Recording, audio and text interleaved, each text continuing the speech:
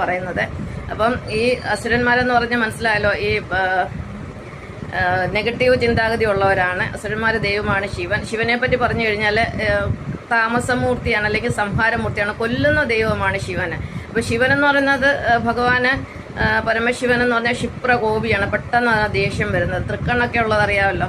അപ്പം ഭഗവാന് എന്താ പറയുക, 3 പേരുടെ തല വെട്ടിയതായിട്ട് നിങ്ങൾക്കറിയാമോ? ഒന്നാമത് ബ്രഹ്മാവിന് 4 തലയുണ്ട്. ബ്രഹ്മാവെന്ന് പറയുന്ന വിഷ്ണുവിൻ്റെ ശിവന്റെ ഇടയ്ക്കിരിക്കുന്ന ആള്. അപ്പം മതേതരനാണ്. മുന്നോട്ട് നോക്കും, 3 തലേ ഉള്ളൂ. ഒന്ന് മുന്നോട്ട് നോക്കും, ഒന്ന് ഇടത്തോട്ടും ഒന്ന് വലത്തോട്ടും. ആ രീതിയിലാണ് ബ്രഹ്മാവിന്റെ തല ഇരിക്കുന്നത്. കാരണം ബ്രഹ്മാവിന്റെ കൂട്ടത്തിലുള്ളവരൊക്കെ എങ്ങോട്ട് വേണമെങ്കിലും ചാടും, ഏത് മതത്തിലോട്ട് വേണമെങ്കിലും ചാടുന്ന ആൾക്കാരാണ്. അപ്പം ബ്രഹ്മാവിന് 3 തലയെന്ന് പറയുന്നത് 3 വശത്തോട്ട് നോക്കിയത്. അദ്ദേഹത്തിന് 4 തല, ചതുർമുഖനെന്ന് 4മുഖൻ എന്നൊക്കെ പറയാറുണ്ട്. അപ്പം അദ്ദേഹത്തിന് 4 തലയുള്ളതിൽ ശിവൻ അതായത് പരമശിവൻ ഭഗവാന് ഒരു തല, പുറകിലുള്ള ഒരു തല വെട്ടിയെടുത്തെന്നാണ് പറയുന്നത്. അപ്പോൾ അവിടെ ഒരു തല വെട്ടി. രണ്ടാമത്തെ തലയെന്ന് പറഞ്ഞാൽ ഗണപതി, സ്വന്തപുത്രനായ ഗണപതിയുടെ തല വെട്ടിക്കളഞ്ഞു. എന്നിട്ടൊരു ആനത്തല വെച്ചെന്നാണ് കഥ. പിന്നെ വേറൊരു തല വെട്ടിയിട്ടുണ്ട്. അദ്ദേഹത്തിന്റെ ആദ്യ ഭാര്യയാണ് സതി. സതിയുടെ അച്ഛനാണ് ദക്ഷപ്രജാപതി. ദക്ഷപ്രജാപതി യാഗം നടത്തിയപ്പം സതി ഒറ്റയ്ക്ക് പോയി, ശിവൻ കൂടെ പോയില്ല. സതി അപമാനിച്ചെന്ന് പറഞ്ഞ് സതി തീയിൽ ചാടി ആത്മഹത്യ ചെയ്തു. അതിൻ്റെ പുറകെ ശിവൻ കോപത്തോടുകൂടി വന്നിട്ട് ദക്ഷപ്രജാപതിയുടെ തലവെട്ടി. അപ്പോൾ അതാണ് ശിവന് തലവെട്ടുന്ന ദൈവം എന്ന് പറയുന്നത്.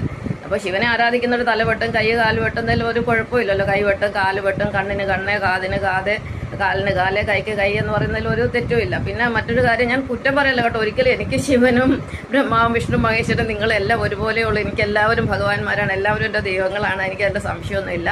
അതിൽ മറ്റൊന്നും നിങ്ങൾ വിചാരിക്കേണ്ട, അത് നിങ്ങൾക്ക് മനസ്സിലാക്കാൻ വേണ്ടി പറയണം. മറ്റൊന്ന്, ഭഗവാൻ ശിവന് 4 ഭാര്യമാരുണ്ട്. 4 സ്ത്രീകളുമായിട്ട് ബന്ധമുണ്ട്.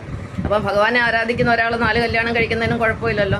പിന്നെ ചന്ദ്രന് നക്ഷത്രമാണ് ശിവന്റെ ആഭരണങ്ങളെന്ന് നമുക്കറിയാം. ഞാൻ ഡാൻസ് പഠിച്ച 9ാമത്തെ വയസ്സിലാണ്. ഡാൻസ് പഠിക്കാൻ പോയപ്പോൾ ആദ്യം ശിവസ്തുതിയിലാണ് തുടങ്ങുന്നത്. ആംഗികം ഭുവനം യസ്യാവാചികം സർവ്വവാഗ്മയം ആഹാരം ചന്ദ്രധാരാദി തങ്മയം സാത്വികം ശിവ എന്നാണ് പറയുന്നത്. തങ്മയം സാത്വികം ശിവ. ശിവന്റെ ആഭരണങ്ങളാണ് ചന്ദ്രനും നക്ഷത്രവും, ചന്ദ്രകലയും നക്ഷത്രവും.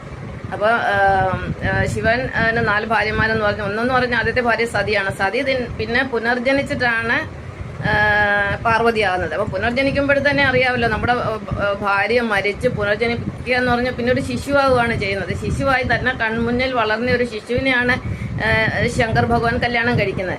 അതുകൊണ്ടാണ് ഈ ശൈവാരാധനയിലെ ശൈശവിവാഹം ഉള്ളത്. അതുപോലെ സതി എന്ന് പറഞ്ഞാൽ പിന്നെ ഭർത്താവ് മരിക്കുമ്പോൾ ഭാര്യ തീയിൽ ചാടുന്നത്. ശിവന്റെ ഭാര്യ തീയിൽ ചാടി മരിക്കുകയാണുണ്ട്. അതാണ് സതി അനുഷ്ഠിക്കുന്നത്. ശൈവരൊക്കെ സതി അനുഷ്ഠിക്കുക. വൈഷ്ണവർ ഒരിക്കലും സതി അനുഷ്ഠിക്കുന്നത് ശൈവരുടെ ആരാധന രീതിയാണ് സതി.